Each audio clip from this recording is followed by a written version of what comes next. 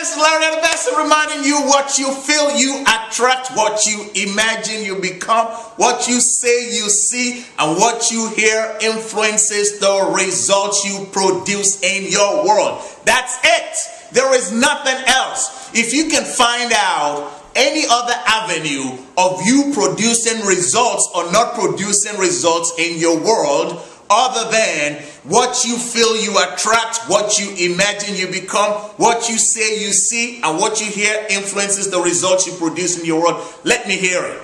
I would love to hear it, because I've been studying this stuff for a long time, and my studying has actually gotten more intensified. That's why I keep driving this home, because once we get this, once we become the masters of our attention, the masters and mistresses of our focus, man, I'm telling you, that's it. That's where it starts. What I feel, I attract. Guard your heart. Proverbs 4:23 says, for out of it flow the issues of life. Proverbs 23:7 says, for as he thinketh in his heart, so is he. And we're told in Romans chapter 12 verse 2, do not conform any longer to the patterns of this world, but become transformed by the renewing of your mind. Become transformed by the renewing of your mind. How do you do that? How do you not conform to the patterns of this world any longer? You got to see things the way the world, the society does things, and you got to say, no, I'm not conforming to this. Because you know what? Let me chunk it down for you. When it says, do not conform any longer to the patterns of this world, let me chunk it down for you. That simply means do not take your cues from what you see, what you hear, what other people are presenting to you. You should take your cues from within.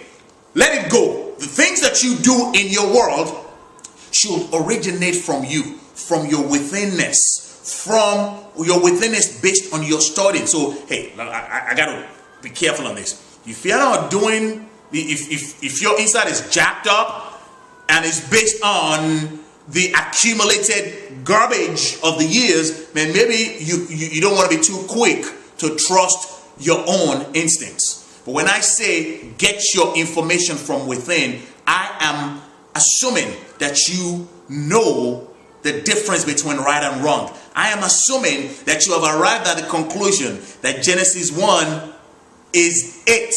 I am assuming that you're thinking on those things that are true, noble, right, pure, lovely, admirable, excellent, and praiseworthy. I am assuming that you understand Emerson's essay on compensation.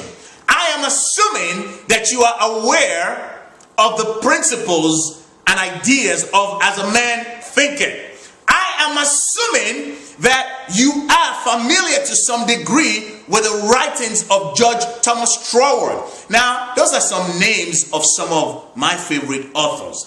But you see, those same principles are being shared and presented by other people. It doesn't matter where you get it. All I just want to make sure is that if you're going to focus on your withinness, make sure the within is in good shape. Okay, so we're going to wrap it up here for now, and then we'll pick it up later on. In the meantime, remember, what you feel, you attract, what you imagine, you become, what you say, you see, what you hear influences the results you produce in your world, and I'll talk to you